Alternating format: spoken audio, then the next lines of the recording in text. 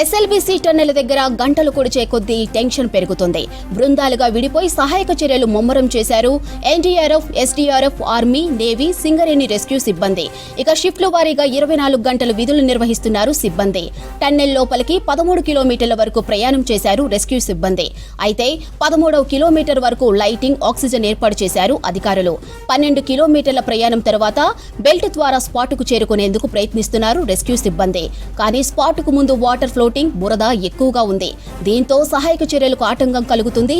ఎప్పటికప్పుడు వాటర్ను బయటికి పంపిస్తున్నారు అధికారులు. కానీ వెంటనే మళ్లీ నీరు ఊరుతుంది.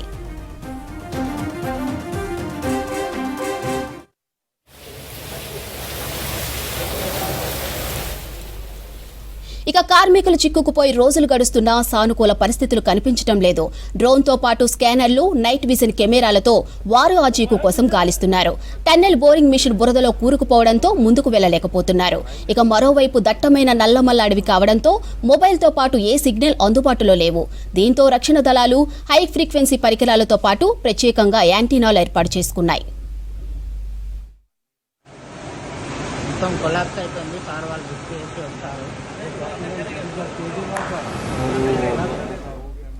అయినా సొరంగం మధ్య భాగం వరకు సంకేతాలు పరిమితం అవుతూ ఉండటంతో రక్షణ చర్యలో అవాంతరాలు ఎదురవుతున్నాయి. దీంతో ప్రత్యేకంగా ఎన్డీఆర్ఎఫ్ ఒక శిబిరాన్ని ఏర్పాటు చేసింది. మొత్తంగా ఎన్డీఆర్ఎఫ్ నుంచి 130 మంది, ఎస్డీఆర్ఎఫ్ నుంచి 120 మంది, ఆర్మీ నుంచి 24 మంది, సింగరేణి రెస్క్యూ, హైడ్రా నుంచి చెరో 24 మంది సిబ్బంది సహాయక చర్యల్లో పాల్గొన్నారు.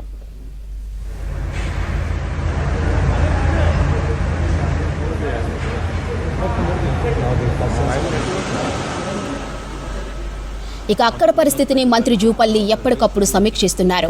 మరోవైపు దోమలపేంట ఎస్ఎల్బీసీ దగ్గరికి ఇవాళ మరోసారి మంత్రులు ఉత్తమ్, కోమటిరెడ్డి వెంకటరెడ్డి వెళ్లనున్నారు. ఇక రెస్క్యూ చర్యలపై అధికారులతో సమీక్షించనున్నారు.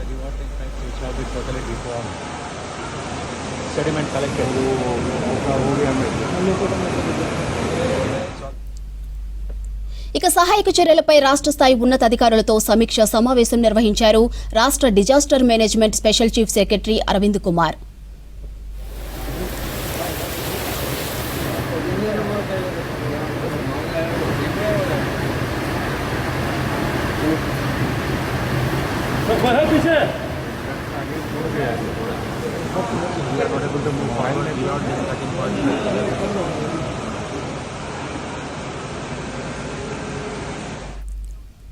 ఎస్ఎల్బీసీ టన్నెల దగ్గర గంటలు కొడిచే కొద్దీ టెన్షన్ పెరుగుతుంది. బృందాలుగా విడిపోయి సహాయక చర్యలు ముమ్మరం చేశారు NDRF, SDRF, army, navy, Singareni rescue సిబ్బంది.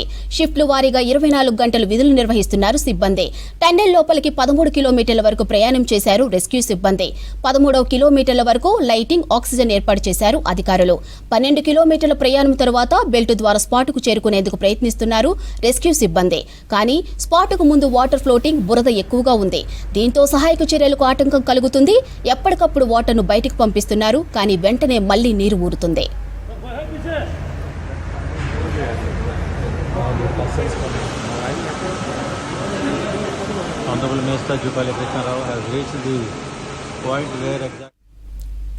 కార్మికులు చిక్కుకుపోయి రోజులు గడుస్తున్నా సానుకూల పరిస్థితులు కనిపించడం లేదు. డ్రోన్తో పాటు స్కానర్లు, నైట్ విజన్ కెమెరాలతో వారి ఆచూకీ కోసం గాలిస్తున్నారు. టన్నెల్ బోరింగ్ మిషన్ బురదలో కూరుకుపోవడంతో ముందుకు వెళ్లలేకపోతున్నారు. మరోవైపు దట్టమైన నల్లమల్ల అడవి కావడంతో మొబైల్తో పాటు ఏ సిగ్నల్స్ అందుబాటులో లేవు.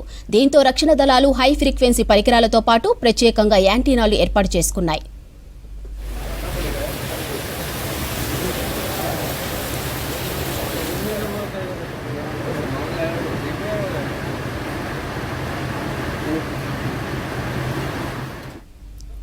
అయినా సొరంగం మధ్య భాగం వరకు సంకేతాలు పరిమితం అవుతూ ఉండటంతో రక్షణ చర్యల్లో అవాంతరాలు ఎదురవుతున్నాయి.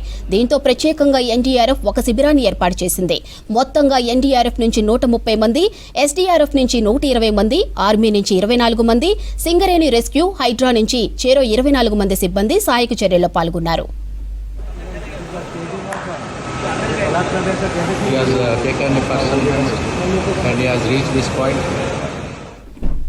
అక్కడి పరిస్థితిని మంత్రి జూపల్లి ఎప్పటికప్పుడు సమీక్షిస్తున్నారు.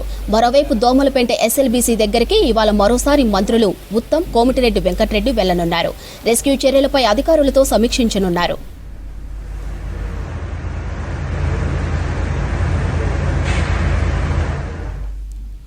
సహాయక చర్యలపై రాష్ట్ర స్థాయి ఉన్నతాధికారులతో సమీక్ష సమావేశం నిర్వహించారు రాష్ట్ర disaster management special chief secretary Arvind Kumar. Reached the point where exactly the ventilation duct has collapsed for doing rescue operation.